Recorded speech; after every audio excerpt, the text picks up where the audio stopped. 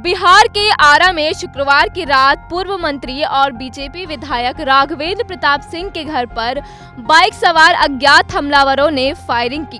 Firing के दौरान विधायक के दरवाजे पर उनके परिवार और गांव के 8-10 लोग थे। अंधाधुंध फायरिंग से बचने के लिए लोग घर के अंदर भाग गए। इस घटना में एक को गोली लगी है। घटना जिले के मुफज्जल थाना क्षेत्र के धमार गाँव की है। वहीं घटना की सूचना मिलते ही मुफज्जल थाना अध्यक्ष राजीव रंजन सिंह और आरा एएसपी परिचय कुमार आरा शहर के बाबू बाजार स्थित निजी अस्पताल पहुंचे और जख्मी से मिलकर घटना की पूरी जानकारी ली। क्या हुआ, कैसे गोली लगी आपको, पूरी घटना बताइए। हम काली मंदिर से शुक्रवारी हो रहा था, आ रहे थे तो मंत्री जी के दरवाज़ा पर मुना चपेटे थे। तो वहाँ हम देखे अपने गली में घुस रहे थे कि वहाँ लग रहा है कि पटाखा कोई छोड़ रहा है। तो हम देखने के लिए रोडों पर खड़ा हो गए गलिया के सामने। तले जैसे मोटरसाइकिल से भागा लोते गोली मेरे भी मारा, तले हम गिर गए। कौन मोटरसाइकिल से था लोग? एक स्प्लेंडर था। कितने लोग थे? 2 लोग थे, एगो चला रहा था, एगो मार रहा था पीछे से। कितना राउंड फायरिंग किया होगा? हमारे पर तो 1 राउंड लगा, लेकिन हमारे पास 2 राउंड किया फायर। अच्छा, पहले से आप कितना राउंड तक फायरिंग? और मंत्री जी के द्वार पर 3 फायर। अच्छा, आपके पास 2 फायर। क्या करते हैं आप? प्राइवेट काम करीला। क्या नंबर हो? अरविंद। वही घटना को अंजाम देने के बाद बाइक सवार बदमाश मौके से फरार हो गए। हमले की ये घटना शुक्रवार की रात 9:30 बजे से 11:15 बजे के बीच विधायक के पैतृक गांव आरा सदर प्रखंड के धमार ग्राम में हुई। उनका गांव बढ़ारा विधानसभा क्षेत्र में है, जहां से वे बीजेपी से वर्तमान विधायक हैं। कल रात आपके पैतृक गांव में फायरिंग हुई, एक आदमी को गोली लगी, क्या मामला है, क्या जानकारी मिली आपको? देखिए, अभी तो पूरी जानकारी नहीं मिली है, लेकिन ये फैक्ट है कि हमारे घर पर रात में 9 और 10 बजे के बीच में एक मोटरसाइकिल से 2 लोग आए, अपना मुंह बांधे हुए थे और उस समय बिजली नहीं थी, लाइन नहीं था। दरवाजे पर खड़ा होकर के उन लोगों ने 2-3 फायरिंग किया।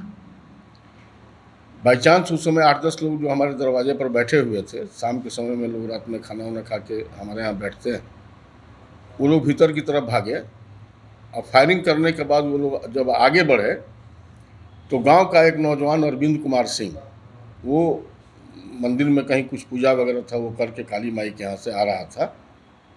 उसने जब उन लोगों को रोकने का प्रयास किया तो उसको भी उन लोगों ने गोली मारा। नतीजा ये हुआ कि उसको अपने रीढ़ के बगल में गोली लगी और वो उसके पेट को जख्मी करते हुए चली गई। ये घटना हुई है, ये फैक्ट है। इस घटना के पीछे कौन लोग हैं, इनका भी मैं समझता हूं कि उद्भेदन बहुत जल्दी पुलिस करेगी, क्योंकि कल रात में जैसे ही इस घटना की जानकारी सीनियर हमारे एसपी प्रमोद जी को मिली, उन्होंने तुरंत हमको फ़ोन किया और हमारे निवास स्थान पर उन्होंने परिचय कुमार जी जो एडिशनल एसपी हैं उनको भेजे और सारी स्थितियों की जानकारी ली। 112 नंबर तुरंत पहुंच गया था फ़ोन करते ही। तो हम लोग अब देख रहे हैं, चूँकि हमको आश्चर्य इस बात से है कि हमारी दुश्मनी किसी से ऐसी नहीं है। राजनीतिक दुश्मनी अपनी जगह पर है, लेकिन कोई दुश्मनी ऐसी नहीं है और साथ साथ में हमारे परिवार का किसी से न कोई विवाद है, न किसी से कोई झगड़ा है। पॉलिटिकल साथी भी जो लोग हमारा विरोध करते हैं वो ऐसे नहीं है कि हमारे परिवार पर घर पर जाकर के गोली चलाने का काम करेंगे। तो ये काम जिसने भी किया है उसको इसका दंड भोगना होगा। आपको मैं बता दूं, मेरा ही संभवतः बिहार में नहीं देश में एक अकेला राजनीतिक परिवार है, अकेला पूरे देश में, जिसके घर में कोई हथियार नहीं है। न मैंने अपने दादाजी के पास कोई हथियार देखा। हमारे पिताजी बिहार सरकार में स्वतंत्रता सेनानी थे और बिहार सरकार में 10 वर्षों तक वित्त मंत्री रहे। 7 बार वो चुनाव जीते, 7-8 बार मैं चुनाव जीता। हम लोग हथियार नहीं रखते हैं। जब सांप निकलता है तो डंडा भी खोज करके तब उसको मारने का, चाहे उसको भगाने का प्रयास करते हैं। इसलिए हमारे यहाँ ये हो जाना ये सबसे आश्चर्य की बात है। लेकिन हमको अपने प्रशासन पर, व्यवस्था जो पुलिस प्रशासन है उस पर विश्वास है कि निश्चित तौर पर जो लोग इसमें शामिल हैं, जिन लोगों ने यह कुकृत्य किया है, और कुकृत्य करने का एक कारण और बन रहा है, नशा। ये नौजवान बुरी तरह से कई तरह के नशाओं के शिकार हो रहे हैं, कई तरह का नशा कर रहे हैं, हीरोइन, ये वो क्या क्या नाम है, और ऐसी सुनते हैं कि क्या सूंघता है सब एक ठो, कई तरह का नशा कर रहा है।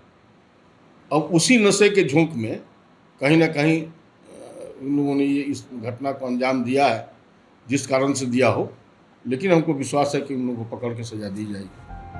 वहीं ग्रामीणों की सूचना पर पुलिस की डायल 112 गाड़ी उसे घायल अवस्था में आरा के बाबू बाजार स्थित निजी अस्पताल में भर्ती कराया गया, जहां उसका इलाज चल रहा है।